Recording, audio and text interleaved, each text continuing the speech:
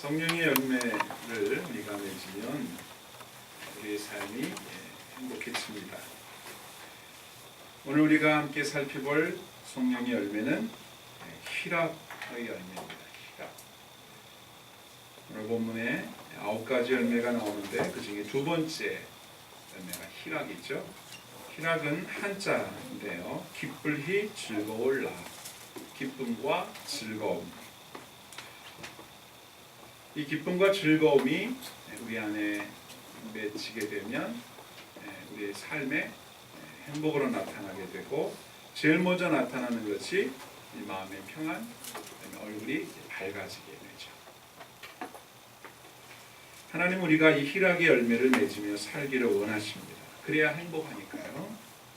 하나님의 은총을 입어야 이 열매를 맺게 되고, 성령의 충만함을 받으면 이 열매를 맺게 됩니다. 그러므로 우리가 신앙생활을 부지런히 열심히 하려고 하는 그 작은 목표 중에 하나는 이런 열매를 맺기 위함인데, 이 열매를 맺음으로 우리의 삶이 더 복되고 행복해지는 것이기 때문에 이 열매를 맺으면 맺을수록 더 행복해지니까 이 열매를 맺기 위해서 우리는 더 부단히 주님의 뜻에 순종을 해야 되고, 또 우리들이 해야 할 노력들을 다 해야 되는 것이죠.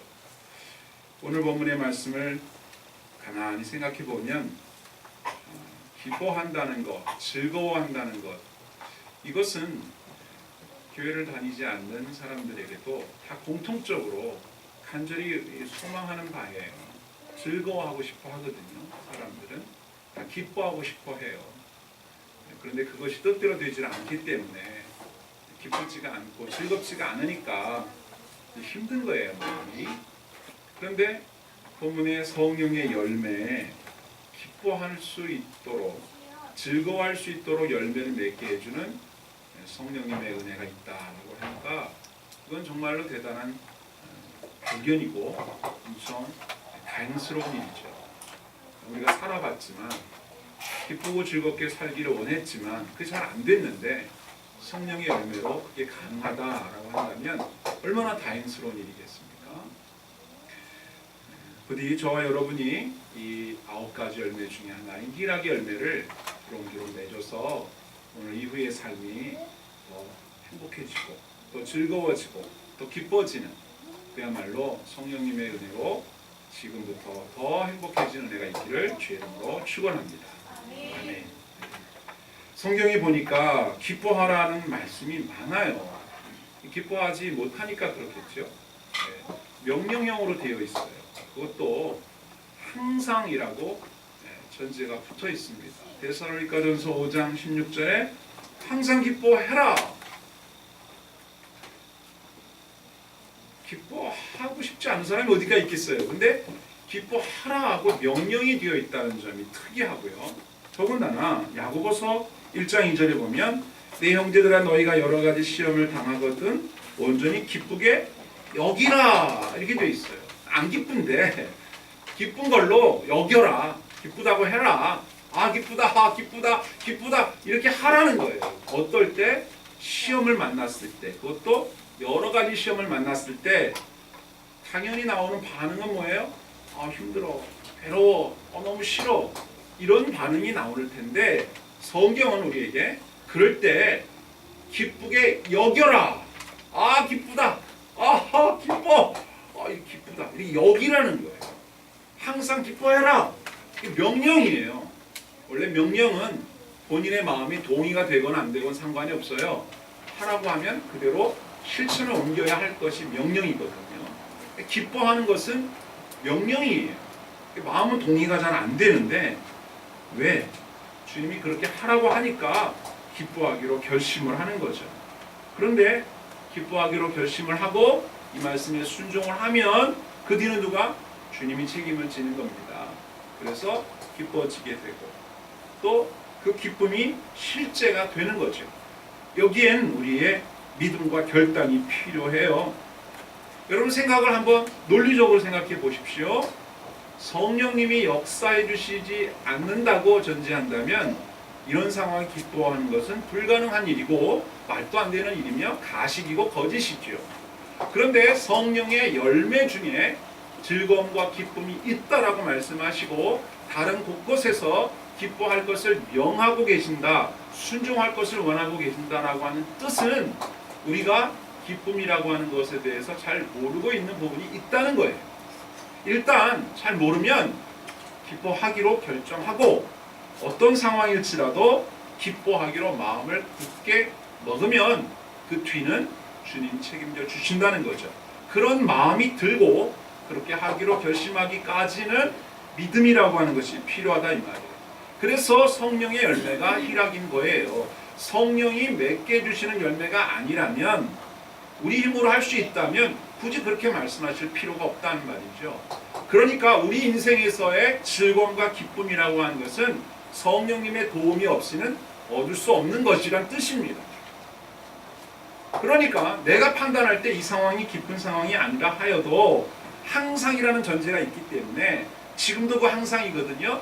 그러므로 일단 기뻐하기로 결심하고 아주 구체적으로 내 삶에 여러 가지 종류의 시험이 있지만 그때라도 기쁘게 여기라 하셨으니까 일단 그렇게 하기로 결단하는 겁니다.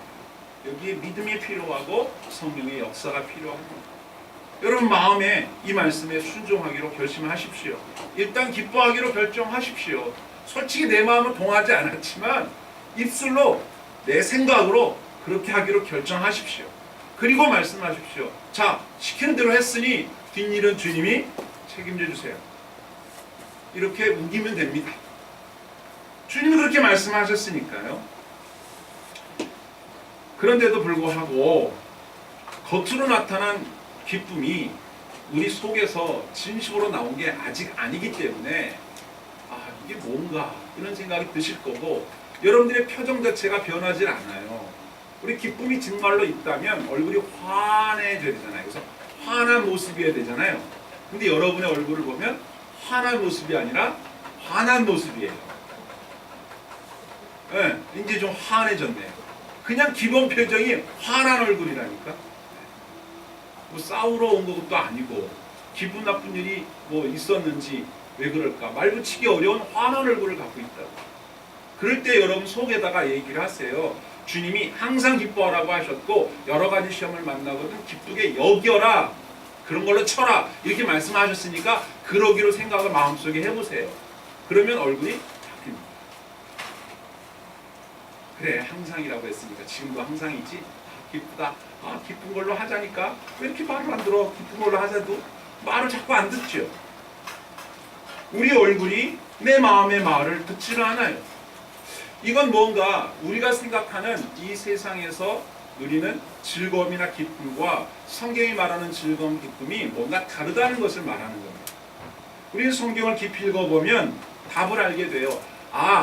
성경이 말하는 희락과 세상이 주는 기쁨, 즐거움, 뭐 개그나 뭐 여러 가지 오락을 통해서 얻는 즐거움과 기쁨이라는 건 뭔가 다르구나 하는 걸 알게 되죠.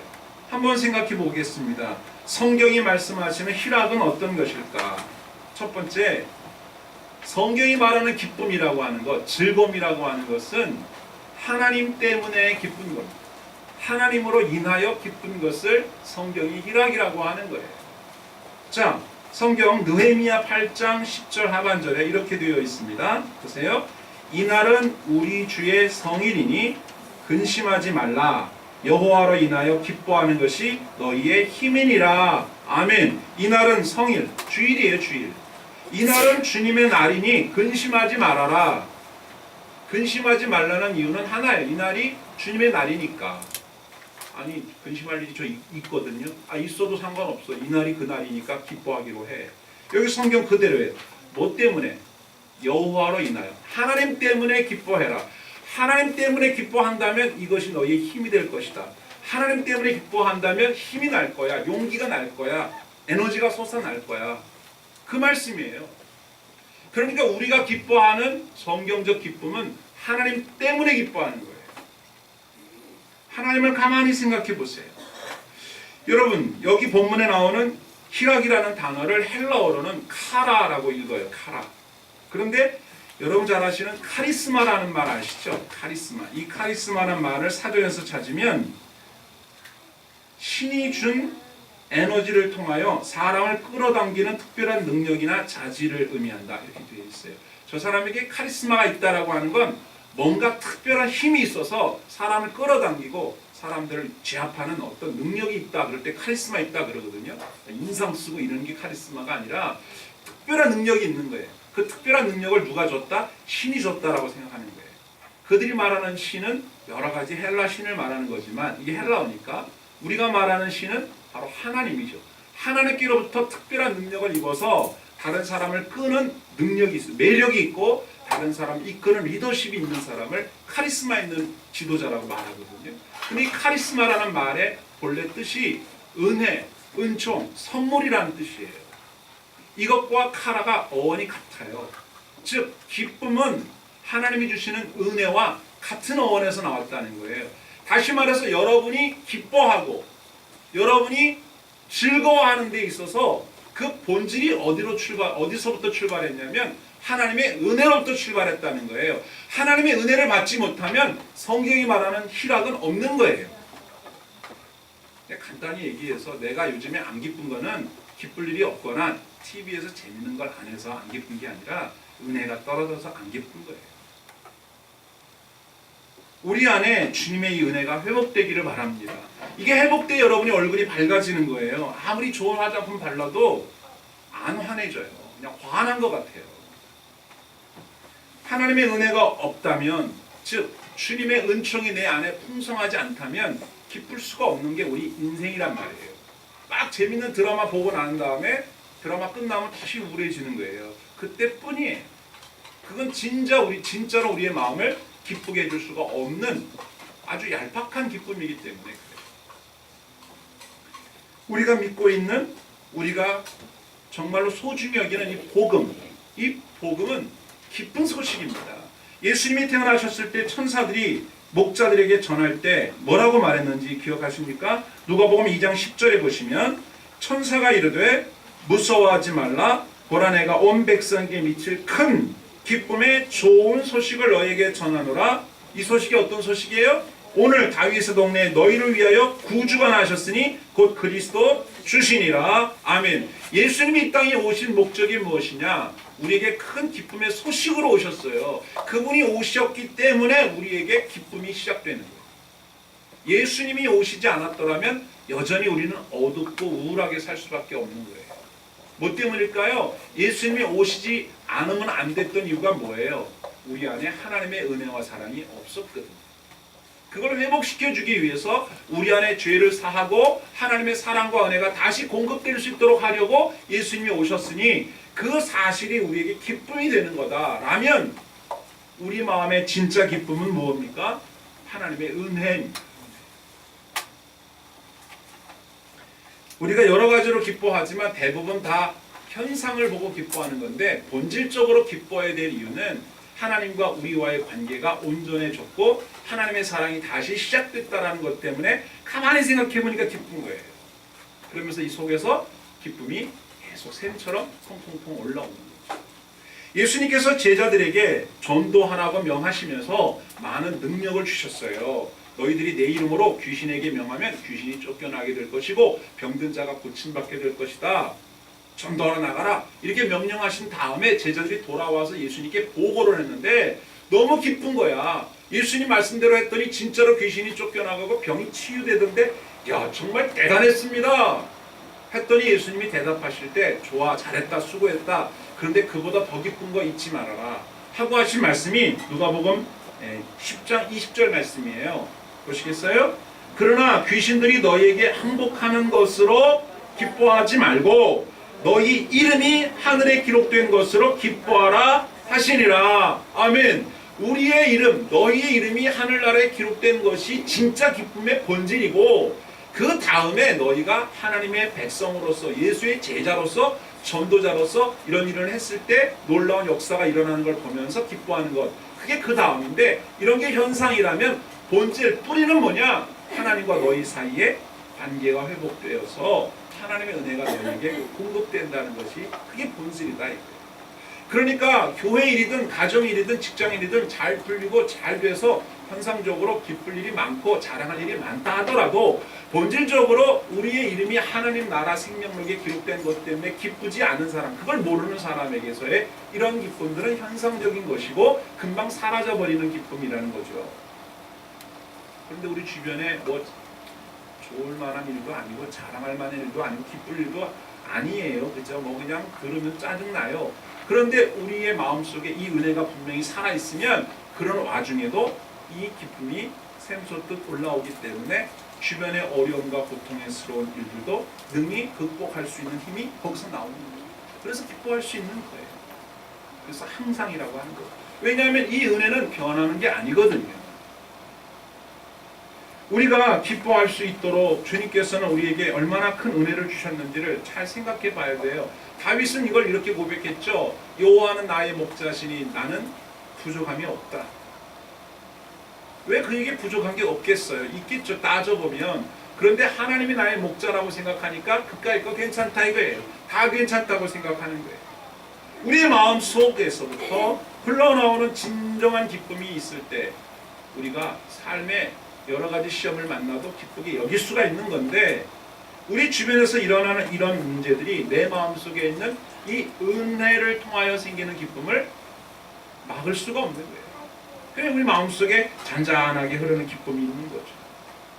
여러분, 사람들은 우리를 볼 때 슬퍼 보인다고 할 수도 있어요. 안 됐다. 삶이 이렇게 됐으니 얼마나 힘들겠나. 참, 아이고, 참 안 됐어요. 이렇게 말할 수 있을지 모르지만 우리는 우리의 삶에 일어난 일 때문에 기뻐하고 슬퍼하고 하는 그 정도의 현상적인 기쁨에 머무는 사람이 아니라 본질의 기쁨을 아는 사람이기 때문에 나 때문에 기뻐하는 것이 아니라 나를 사랑하시는 하나님 때문에 기쁘게 생각하는 거거든요. 자, 스바냐 3장 17절에 우리가 잘 아는 말씀인데 이렇게 돼 있어요. 함께요. 너희 하나님 여호와가 너희 가운데 계시니 그는 구원을 베푸실 전능자이시라. 그가 너로 말미암아 기쁨을 이기지 못하시며 너를 잠잠히 사랑하시며 너로 말미암아 즐거이 부르며 기뻐하시리라 하리라. 아멘. 하나님은 우리를 생각할 때 기쁘게 생각하셔요. 다른 사람 우리를 볼 때 안 됐다. 아니 어떻게 이렇게 말할지 몰라도 왜 이러세요? 당신이 보기에는 내가 슬퍼 보여도 이래봬도 나는 하나님이 나를 생각하시면 너무 기뻐하시고 좋아하시는 그런 사람이라고요. 날 그렇게 슬픈 사람으로 보지 마세요. 내 마음에 기쁨이 있단 말이에요. 이건 세상이 이해할 수 없는 기쁨이거든요. 성령님이 맺게 해주는 기쁨이 그런 거란 말이에요. 믿음 없는 사람, 하나님 모르는 사람은 절대 몰라요. 이 기쁨. 세상 사람들이 나를 보면 그렇게 보라고 그러세요. 그러나 나는 여전히 주님을 바라보니 기쁩니다. 세상이 알 수 없는 마음의 평안이 있는 거예요.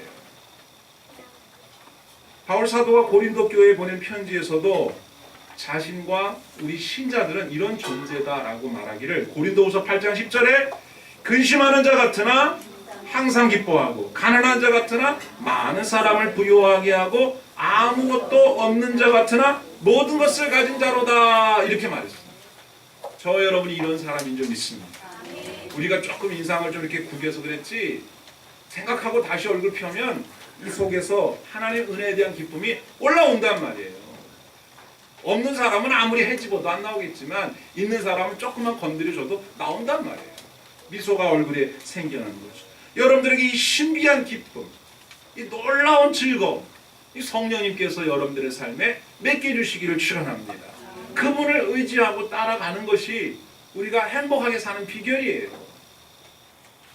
여러분 개그 콘서트 뭐 이런 거 보면 재밌고 좋잖아요. 근데 별로 안 웃길 때도 많어.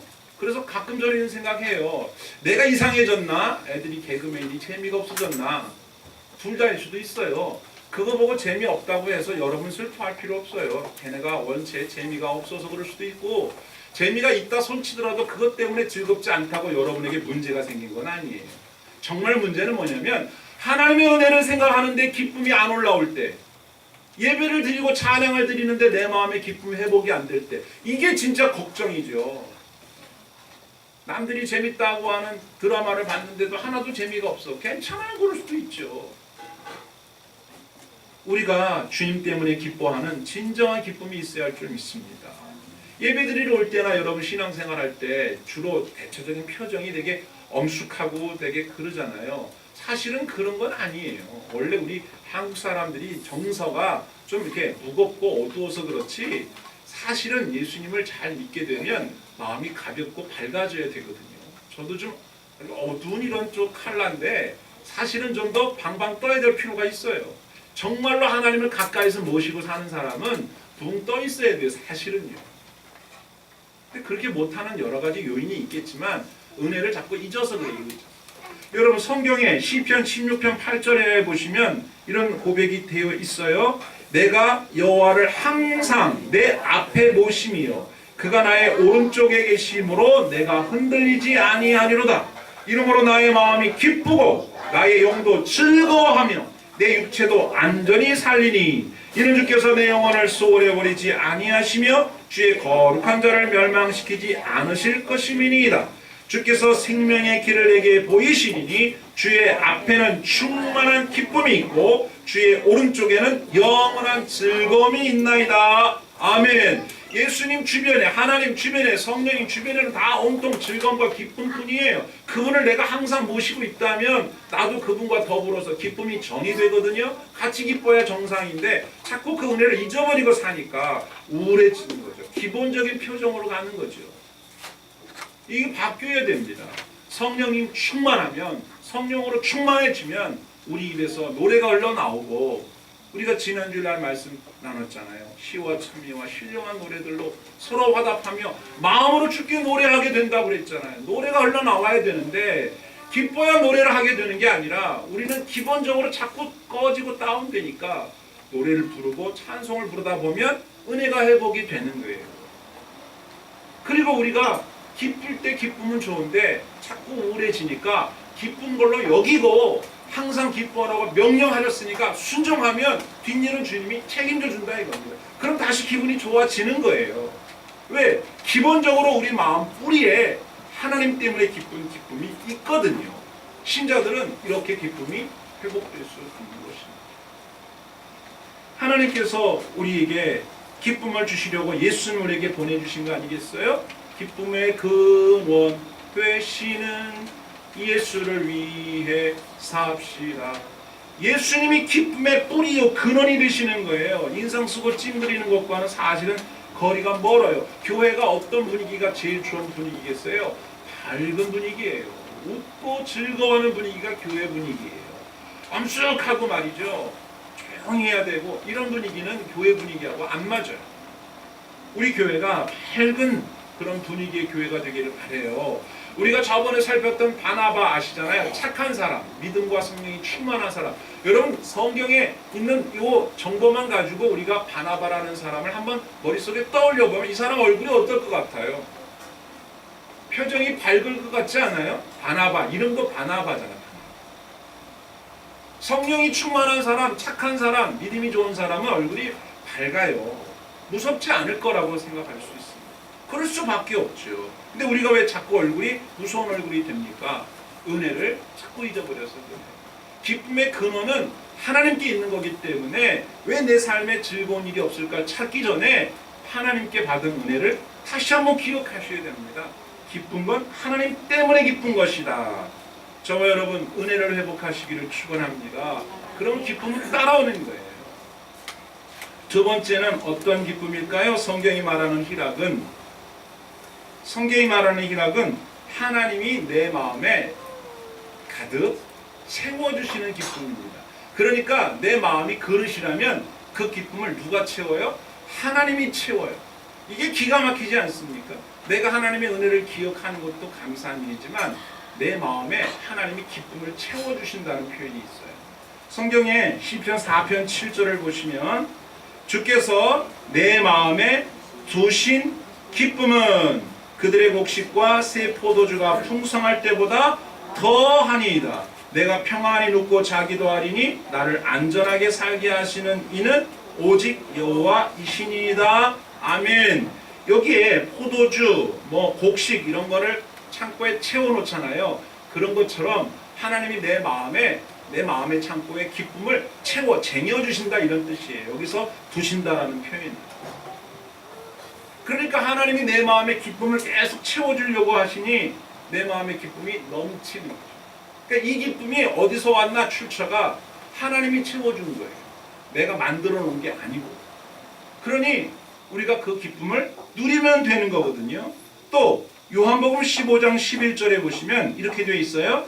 내가 이것을 너희에게 이르면 내 기쁨이, 그렇죠? 내 기쁨, 예수님이 말씀하시는데 내 기쁨이 너희 안에 있어 너희 기쁨을 충만하게 하려 함이라. 그러니까 내 속에 있는 이 기쁨을 가만히 살펴봤더니 내 게 아니라 예수님께서 당신의 기쁨을 내 안에 채워주셔서 이게 충만해지도록 가득 차도록 하려고 내가 너희한테 이 말을 한다. 그 뒤에 나오는 말씀이 뭐예요? 서로 사랑해라. 그 말씀이 나온다. 그러니까 우리 속에 있는 이 기쁨은 코미디를 봐서 즐거운 그 기쁨 정도하고는 비교가 안 되는 질적으로 다른 거예요.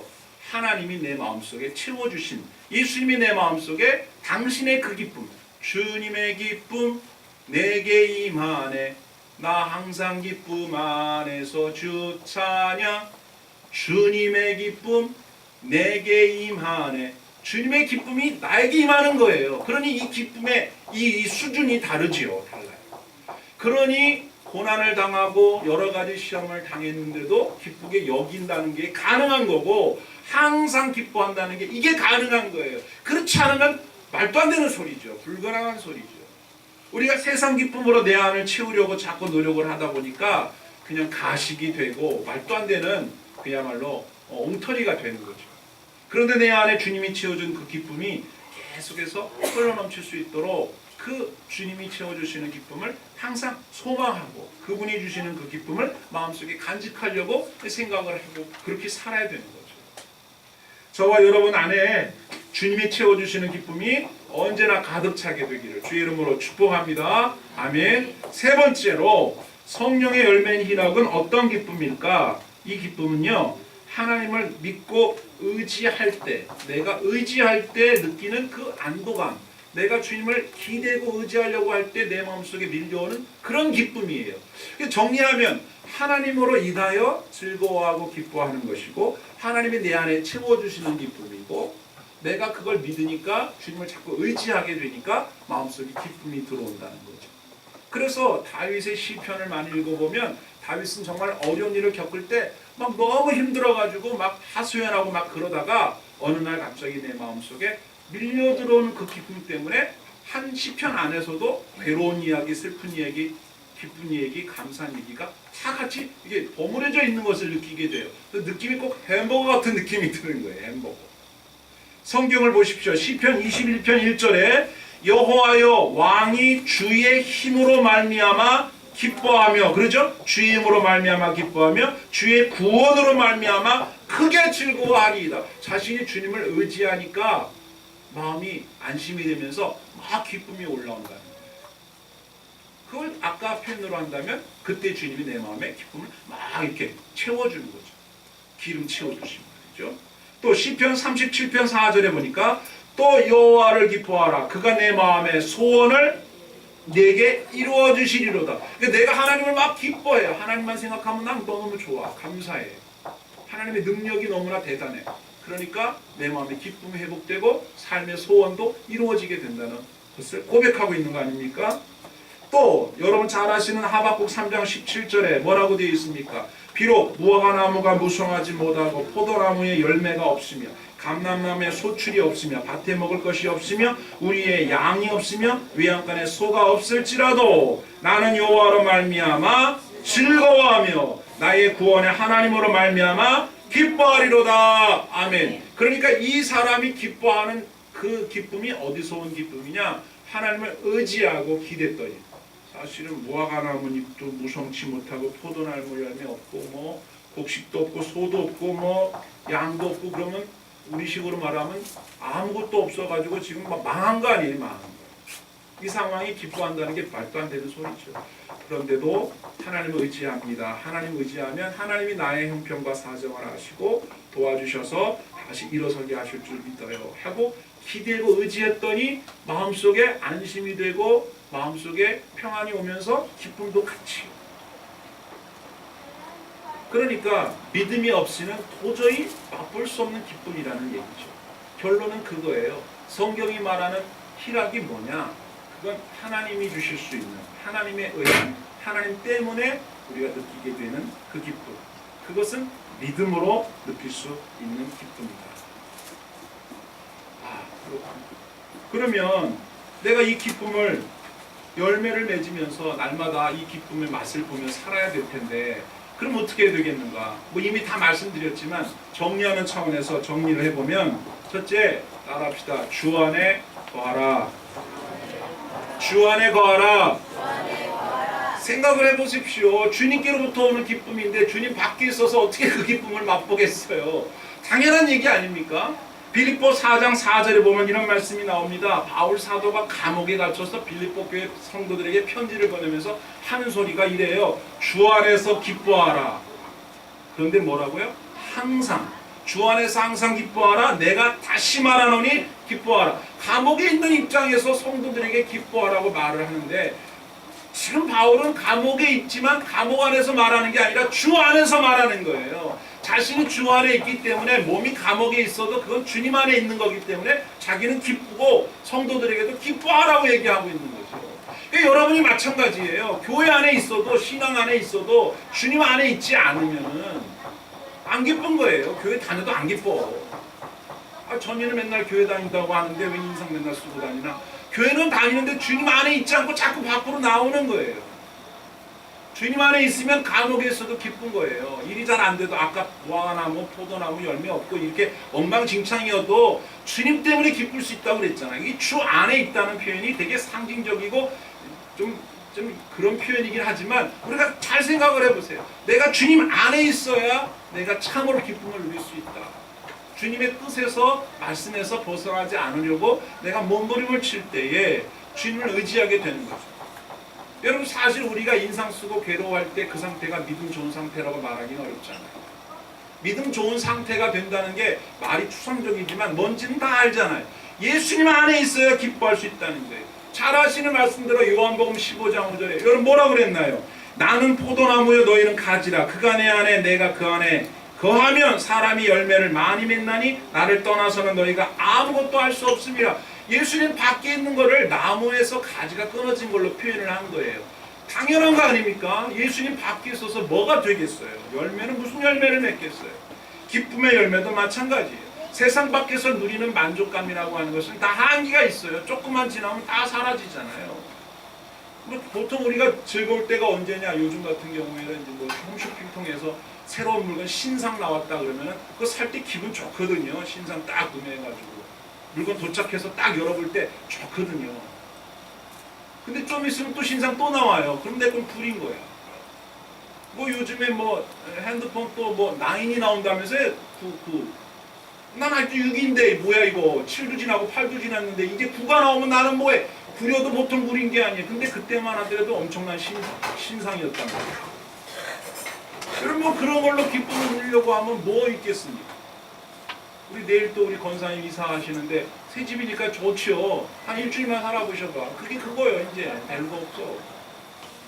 네? 다 그런 거예요. 좀 지나면 다 그게 그거예요. 그런 걸로는 기쁨은 오래 안 갑니다.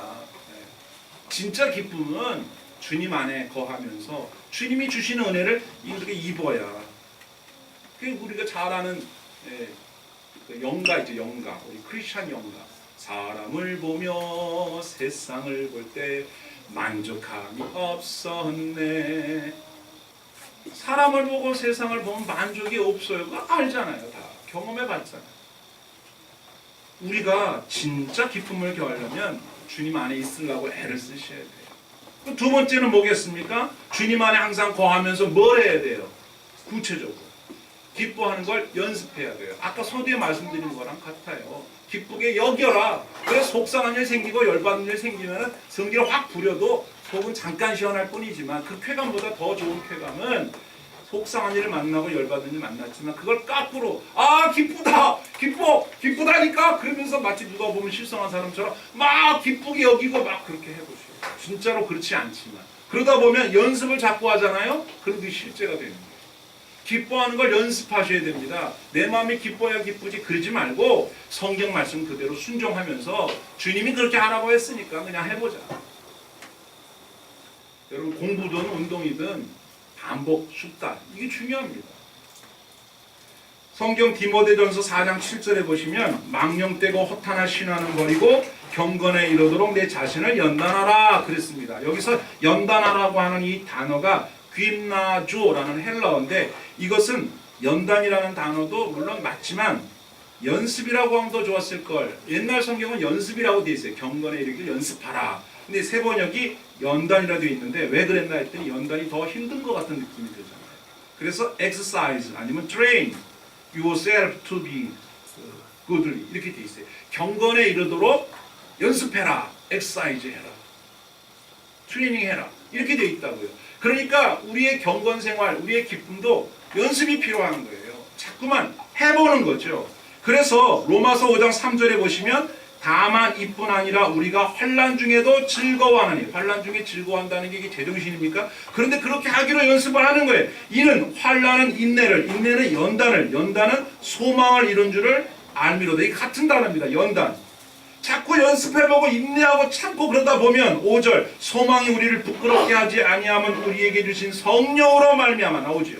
성령으로 말미암아 하나님의 사랑이 우리 마음에 부음받음이니 우리가 아직 연약할 때 기약대로 그리스도께서 경건치 않은 자를 위하여 죽으셨도다. 그러니까 우리가 소망하는 바는 하나님이고 예수님이에요. 그분이 우리에게 좋은 것, 기쁨, 행복을 주기를 원하셔요. 그런데 왜 삶에 이런 게 왔냐 이거야.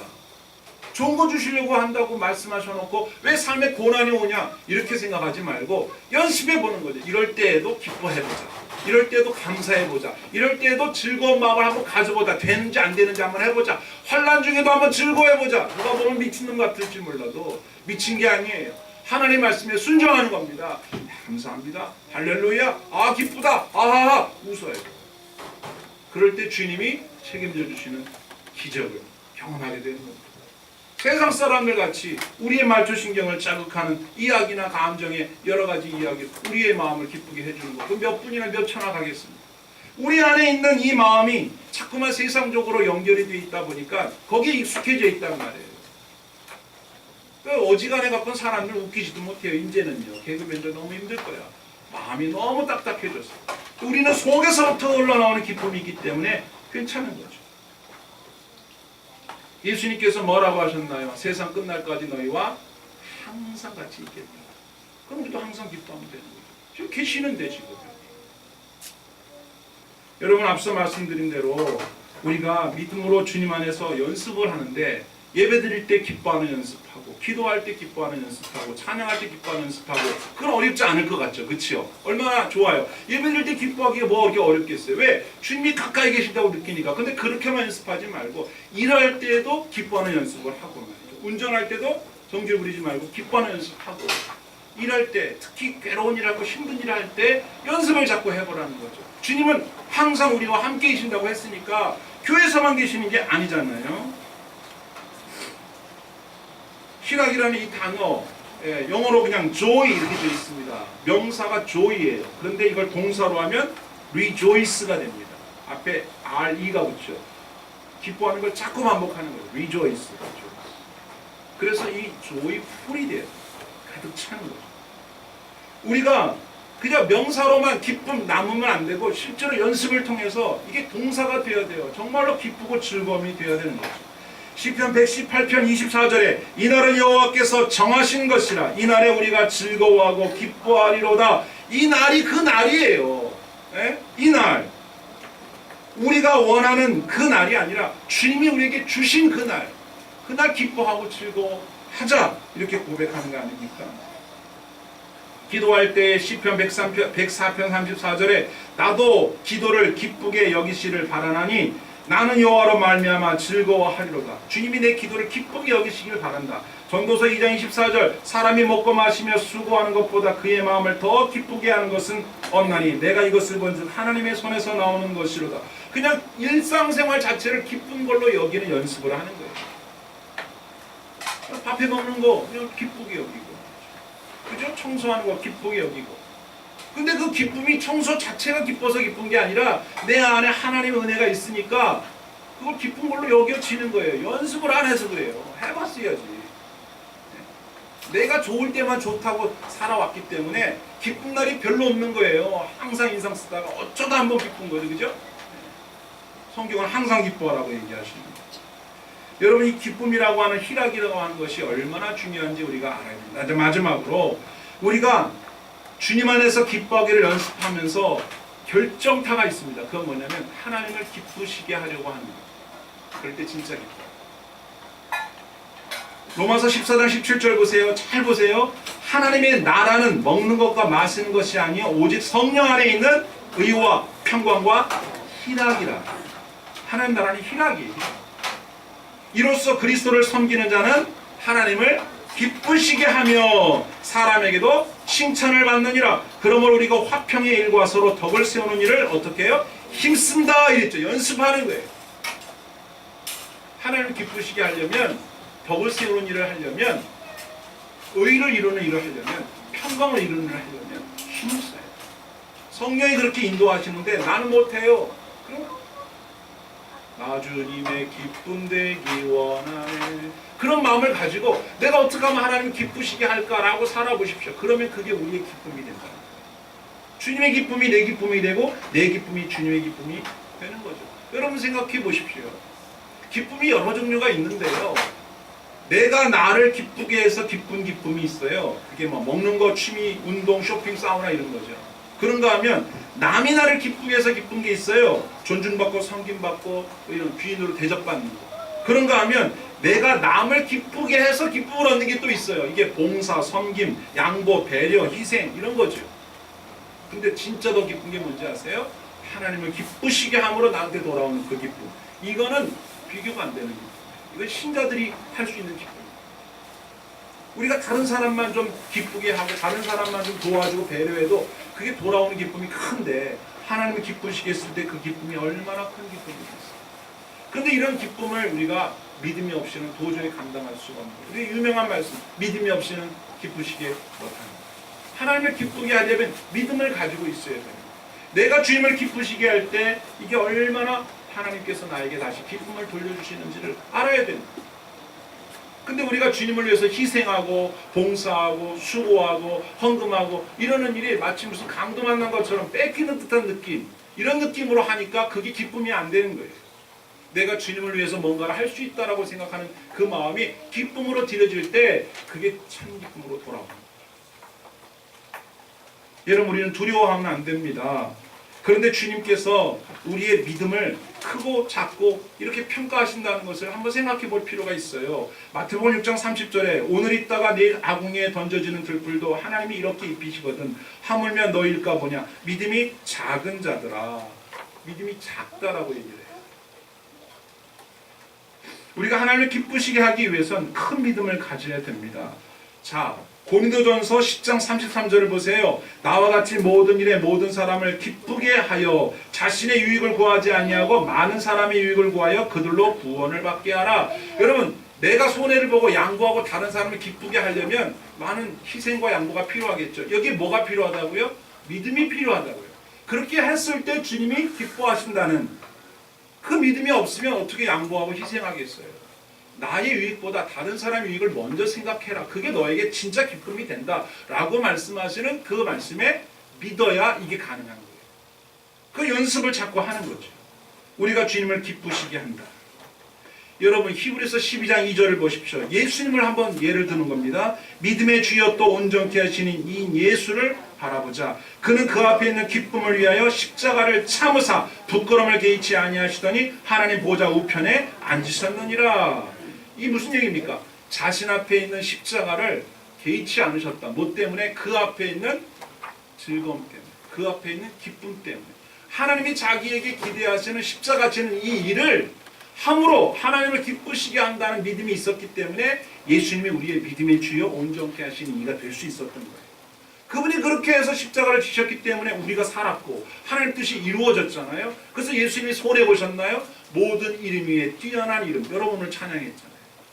모든 무릎이 그 예수님의 이름 앞에 무릎을 꿇게 하는 은혜를 베풀어 주셨단 말이죠. 이게 그 대표적인 예라는 거예요.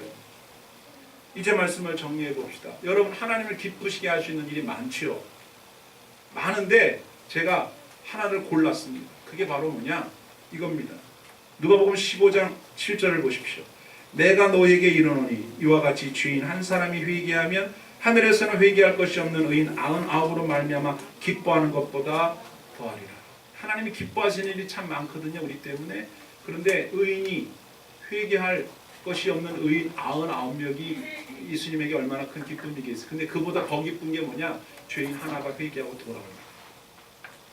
우리가 예수님을 기쁘게 할 수 있는 길이 많이 있지만 이런 기쁨은 비교가 안 돼요. 또 계속해서 10절에 내가 너희에게 이르노니 이와 같이 죄인 한 사람이 회개하면 하나님의 사자들 앞에 기쁨이 되느니라. 이 공개적인 기쁨입니다.